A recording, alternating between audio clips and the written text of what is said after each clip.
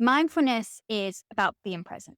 So, how do we stay open to that, but also feel like our life is taking shape? External changes that we make have to be met with internal changes. Letting go, it's the undoing, it's the relearning. How do you embrace the adventure whilst also finding grounding? Psychological awareness is now like my best friend.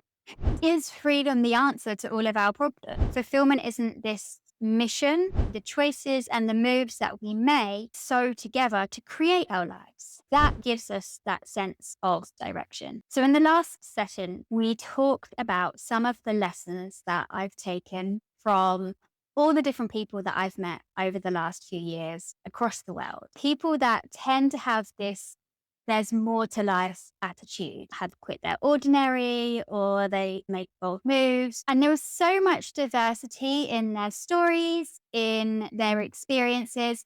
But one thing really stood out. If you want to make this kind of freedom lifestyle a reality, and if you want to go down that path, then you have to find a way to constantly evolve. Eventually, those external changes that we make have to be met with internal changes because otherwise old habits tend to show up and that freedom just becomes like this never ending chase.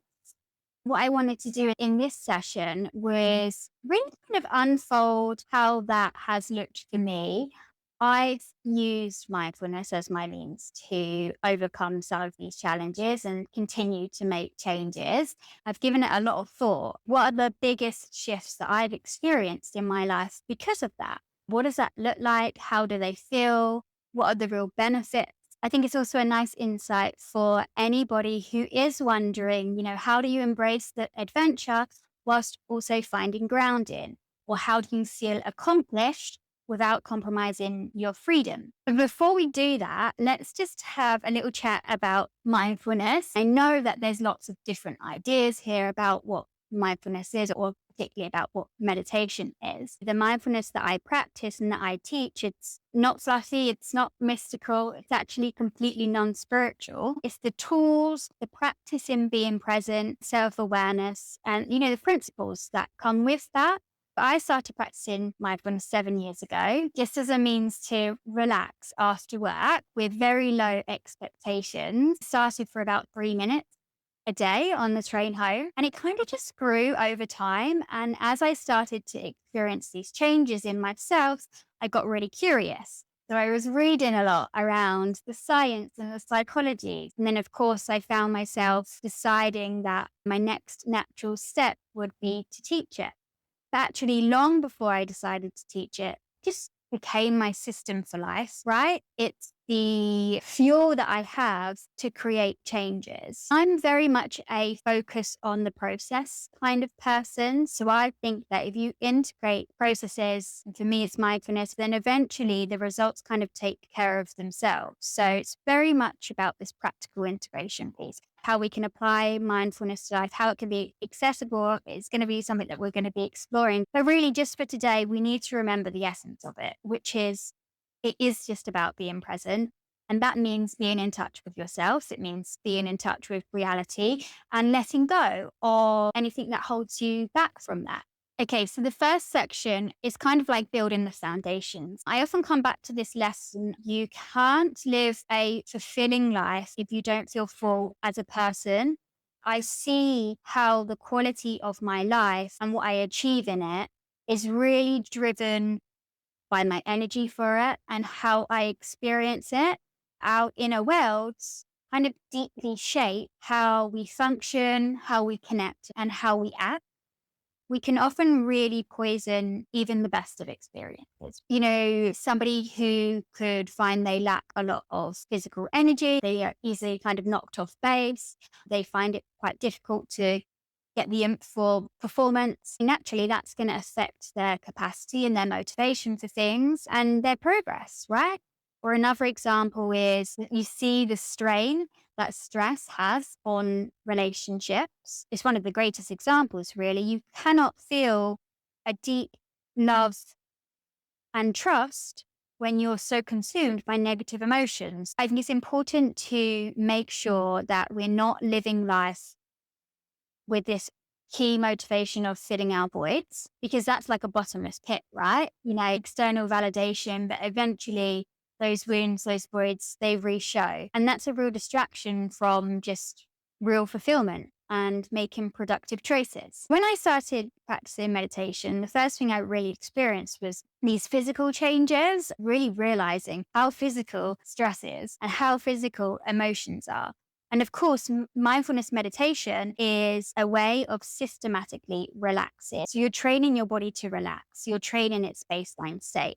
And if you do that over time, you start to build this bodily resilience. This is a massive topic, and I'm sure we're going to unpack it all in just one session for itself. But that resilience is so important because no matter how you design your life, it's never guaranteed to be a smooth ride. But mindfulness isn't just about calmness, it's really about seeing clearly. And it gave me the opportunity to transform the relationship that I had with my thoughts and with my feelings. You become more of the watcher of these things and you see how these things come and go. So you're less overwhelmed by them. You learn your patterns, you see your reactions, you make changes to those, and then you're better able to meet your needs. Actually, psychological awareness is now like my best friend because it just makes me so in touch with myself, right? I can make really healthy choices and I can feel more in leadership of my life than having my fears and feelings kind of indirectly controlling it. One of the key things for me is being able to really treat myself with compassion. We don't function the same all the time. We're not robots. And actually now I can kind of let go of that inner conflict and say, yeah, okay, sometimes I'm going to be an extroverted person. Sometimes I'm going to be an introverted person. I'm not going to perform the same the whole time. Now continually work with myself. And actually that's really dynamic, like, especially for women, like being up and down all the time. My working schedule is very different to how traditional systems are. I've stopped trying to flatten it out to fit into those norms. So I think it's about this overall optimization and having a fuller capacity on average. It's not about feeling good all of the time. And I think one thing that you've really got to understand about mindfulness is that you don't get to like this higher ground. I'm still very imperfect in the way that I handle things sometimes. I'm often vulnerable. I'm often unmindful. But the point is that you catch that as much as you can catch that. You see it, you embrace it, and you work through it. So one of the things I've really noticed about my life and the way that I've benefited from that relationship with myself is that I really approach things, most things with a really open heart. And it doesn't mean like I act like an idiot, but it does allow me to embrace that vulnerability and to put my cards on the table and be like, these are my cards. These are my needs. And I do that without that need validation.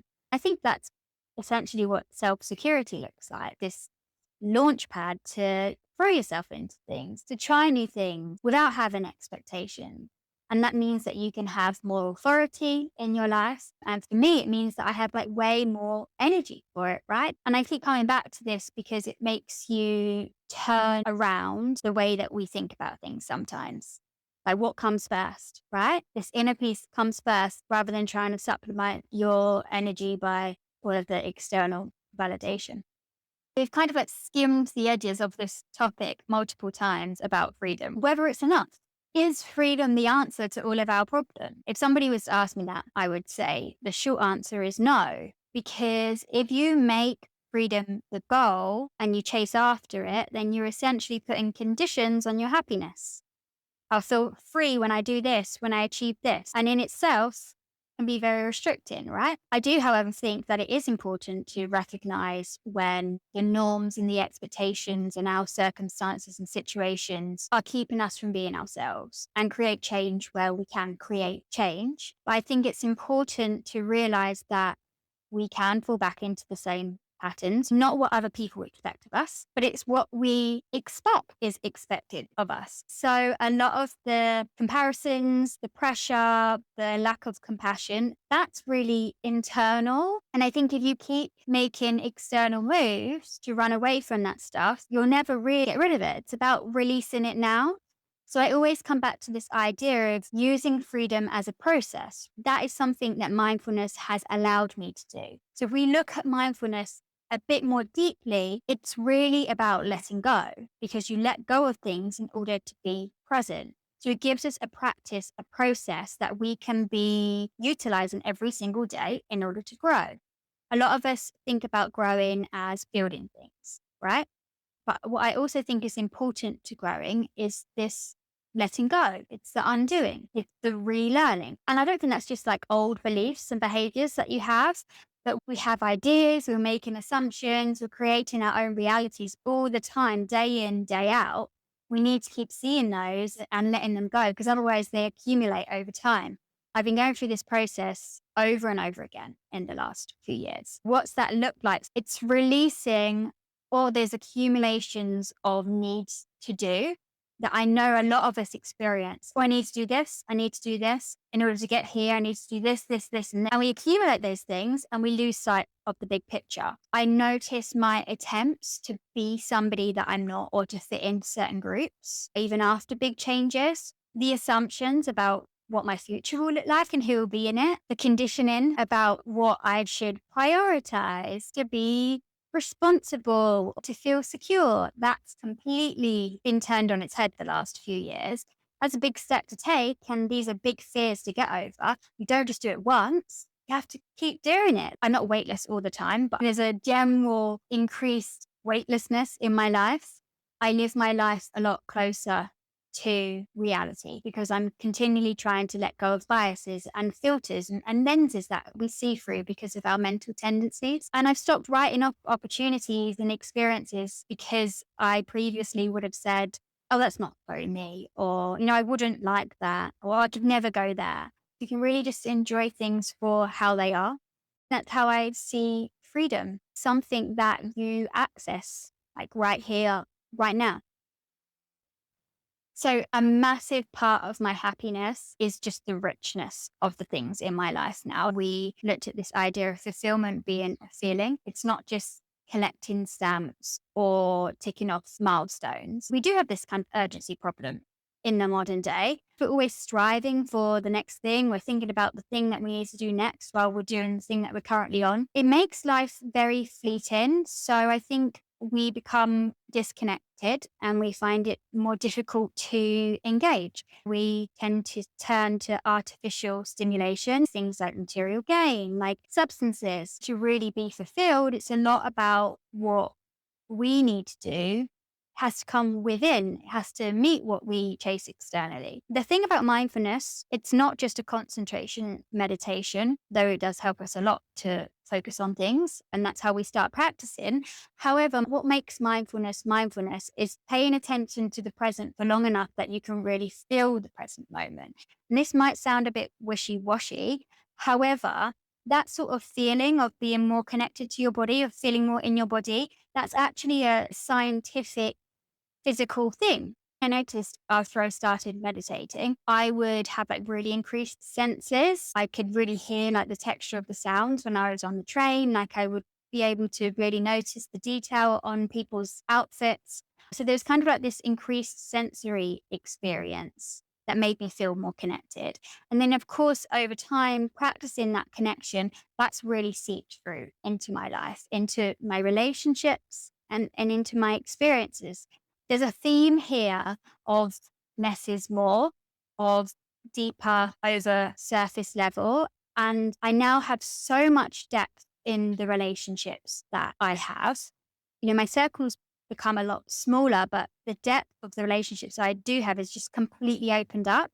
So there's people that are in my life, and when I think about them, it makes me happy, it makes me smile. When I come away from the time I spent with them, I'm warmed by how rich that is and how much quality there is there. I feel myself like really relaxing around them. Channel that connection into compassion as well. Your relationships take new form onto on the level of sharing and understanding. And that theme really kind of seeps into my experiences as well. Like, I don't need to go somewhere and tick off the list. I can soak up and really juice the joy from the experiences that I do have. It's just about really getting the pleasure out of some smaller moments. So I realized that Fulfillment isn't this mission that you search for.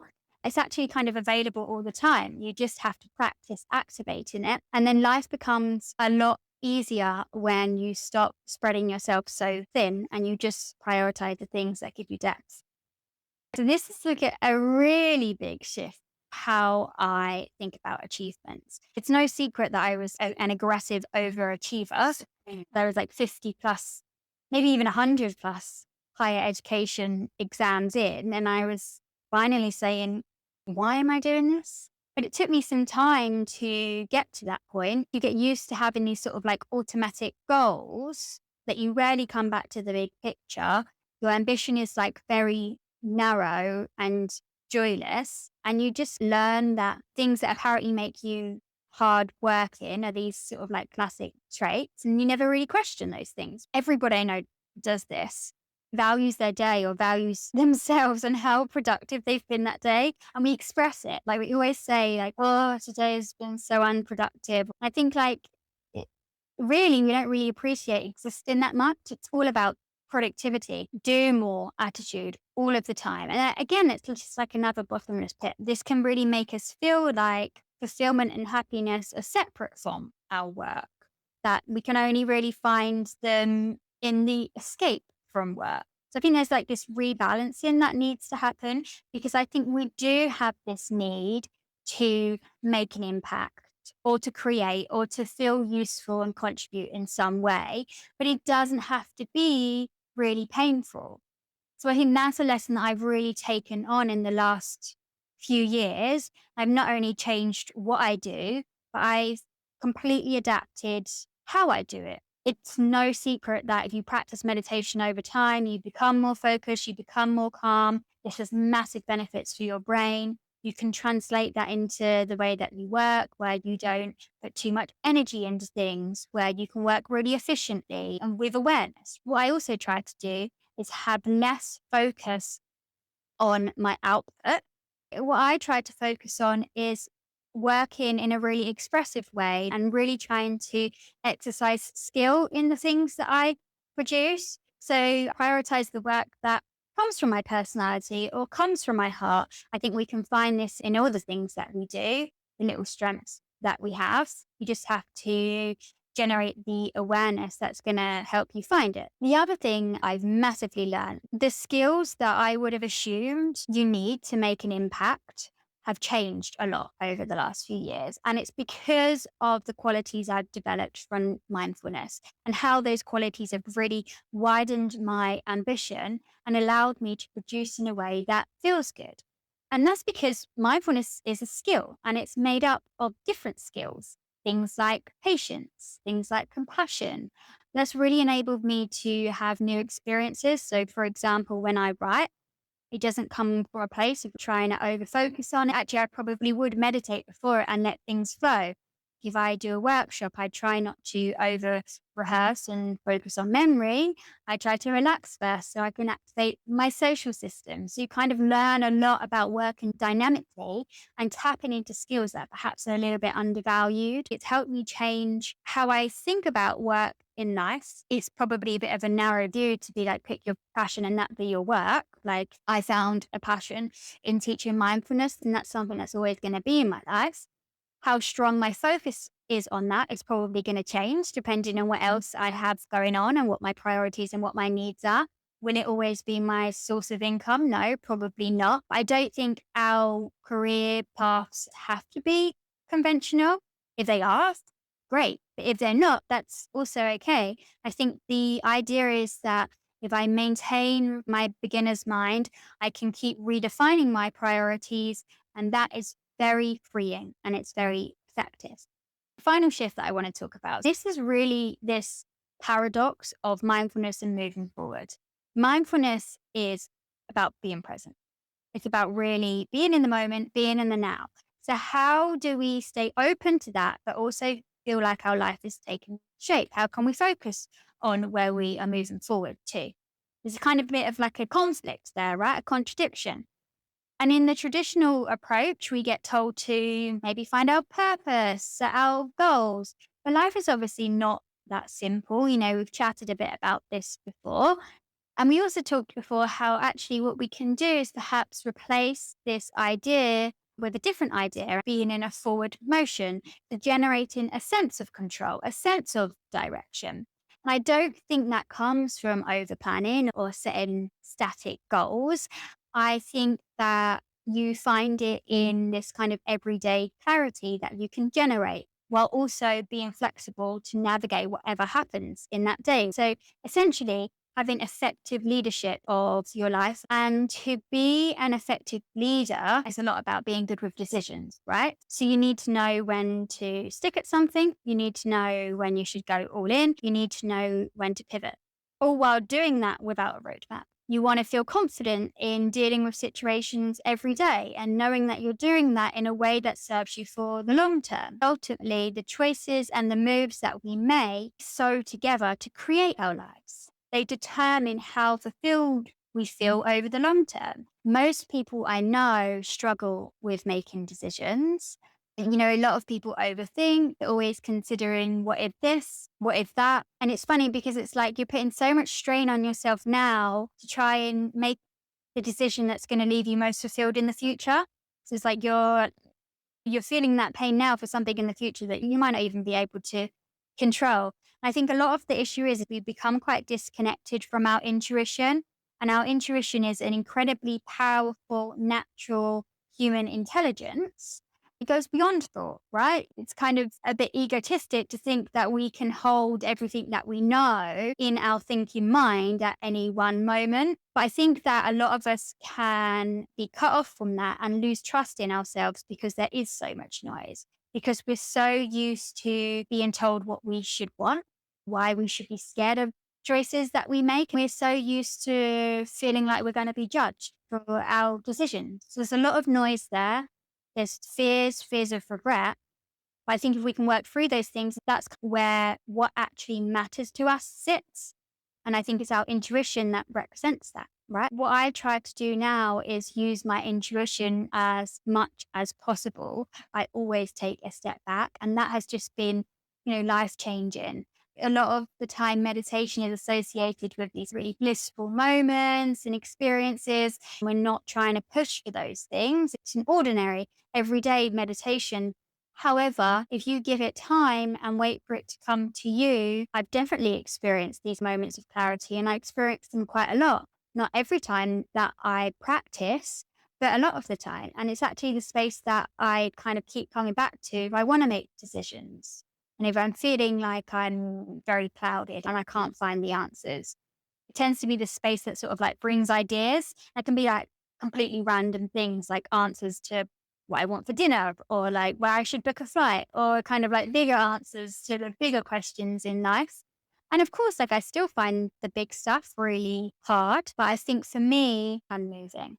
I'm learning. And it's an interesting feeling. Like I've never been so sure about the route that I'm on, yet so comfortable with not knowing exactly where that leads. It's that daily practice, that daily reflection that gives us that sense of direction. So in the end, it's like the process is the path. That's how mindfulness and moving forward work together, right? The now and the future. That is the root of so many big shifts in my life. And it gives me a really self-directed way to live life. Getting more out of life in any area of your life almost always starts with turning inward. We have some really key lessons that we can take away. Freedom is a process. It's not a goal. Fulfillment is in the practice, not in the chase. And then eventually direction is really a lot about where you are right here, right now. It gives us a lot to think about, right? And you can start to see why mindfulness is such a big topic and why I'm so passionate about it. But to put it simply, I often say, pay attention, let go, move forward. That's your means to evolving. That means you can be learning all the time. It's not going to be perfect, but if you're learning, then you're moving forward. This video is really about, it's looking at things on a more practical level, right? It's actually saying, okay, what is mindfulness or what isn't mindfulness? And if you're somebody who thinks that, if you're not convinced by it or you think you can't meditate, this is a great place for you to start.